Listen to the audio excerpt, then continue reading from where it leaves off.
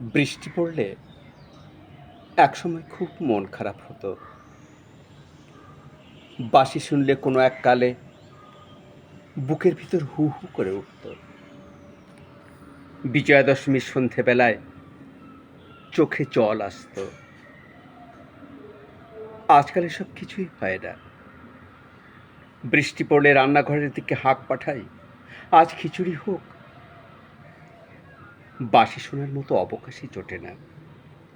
বিজয়া দশমীর ধুন্ধুমার উন্মত্ত নাচানাচির মধ্যে যেতে আর মন চায় না। অথচ দিব্যি বেঁচে আছি।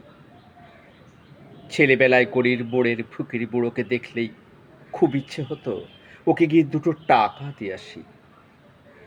ছেঁড়া জামা গায়ে পাড়ার মুদিখানায় কাজ করতো যে ছেলেটা, তাকে দেখলে ইচ্ছে হতো ওকে আমাদের বাড়িতে ডেকে আনি, আলমারি থেকে একটা ভালো জামা বের করে পরতে দিই।